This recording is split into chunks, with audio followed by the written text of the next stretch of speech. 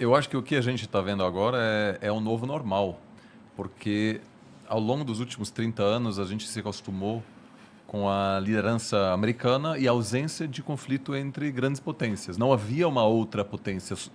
Então, esse tipo de conflito agora, ele tem uma outra qualidade do que a invasão americana no Iraque ou, vamos dizer, outros conflitos que tivemos nos anos 90, 2000, porque agora tem o risco de haver um confronto entre duas grandes potências com armas nucleares, a Rússia de um lado e os Estados Unidos do outro. Cara, eu não sabia que estava tão tenso assim.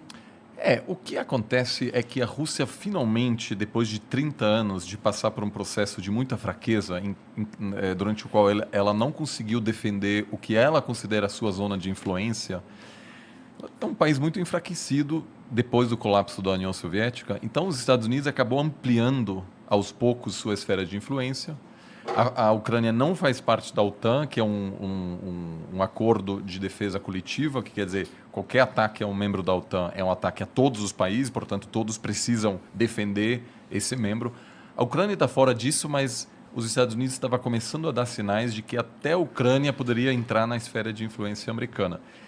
E a Rússia agora, depois de 30 anos depois do colapso, está ganhando a força novamente para tentar retomar esse espaço.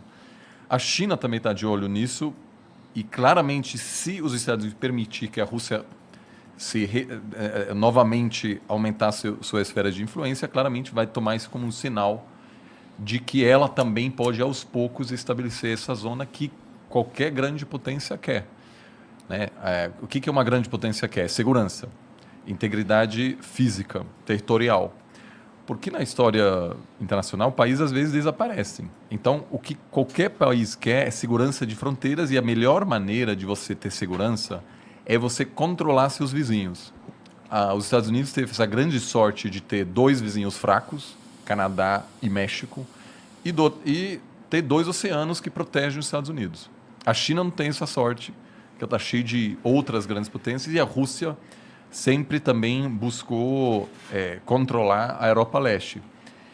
Então, agora, na verdade, é evidente que os Estados Unidos não conseguirá manter essa hegemonia que estabeleceu nos últimos 30 anos, e a Rússia, aos poucos, está querendo retomar esse espaço perdido.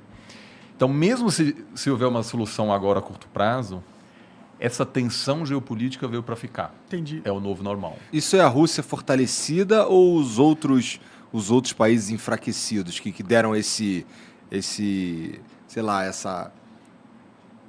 oportunidade? Você está falando que os Estados Unidos se enfraqueceu, é Não, isso? estou perguntando, Eu acho que são os dois. O sistema, como a gente o conhece hoje, ele foi criado depois da Segunda Guerra Mundial e novamente depois da Guerra Fria. Então, os Estados Unidos estava muito superior. Claramente, era a única grande potência. A Rússia estava muito fragilizada e a China ainda não era uma grande potência.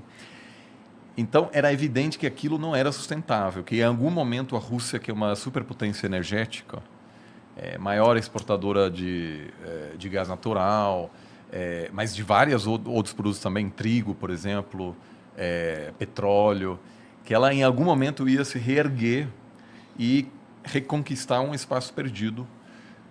A China também cresceu a taxas incríveis ao longo dos últimos anos, vai superar os Estados Unidos. Então, essa posição privilegiada dos Estados Unidos, ela está se desfazendo agora. E esses processos de transição, eles sempre são difíceis, porque nenhum presidente americano pode dizer, ok, gente, lideramos a economia internacional por décadas, agora chegou a hora de passar o bastão para os chineses. Eles não podem fazer isso. Mas, ao mesmo tempo, a população americana não quer mais sustentar essa grande presença de bases. Por exemplo, havia um desejo americano de tirar as tropas do Afeganistão. O pessoal cansou, não queria mais. Então, eu acho que é um pouco dos dois, um declínio relativo dos Estados Unidos, que é um país muito fragilizado agora, né, que tem uma tensão enorme interna. Eu estou mais preocupado com a democracia americana do que com a democracia brasileira. Sério? É uma situação horrível. eu cresci, né? Eu fiz o colegial no interior dos Estados Unidos e essa galera vive num planeta diferente. São todos trampistas, muitos seguem a teorias de conspiração. Eu mantenho esse contato com eles e eu fiz minha pós perto de Boston. Essas pessoas estão muito, muito mais distantes um do outro do que o bolsonarista e o petista aqui no Brasil. Lá Sério? você consegue, olhando o CEP da pessoa, você consegue saber em que essa pessoa vai votar. Entendi. As pessoas avisam no Tinder se eles são trumpistas ou democratas, etc. Então, em função dessa crise interna, os Estados Unidos não tem uma dificuldade imensa em se projetar como antes. Então, acho que são grandes ciclos históricos e não tanto a Rússia, mas acima de tudo a China terá um papel muito maior e o grande drama será negociar essa transição sem grande conflito.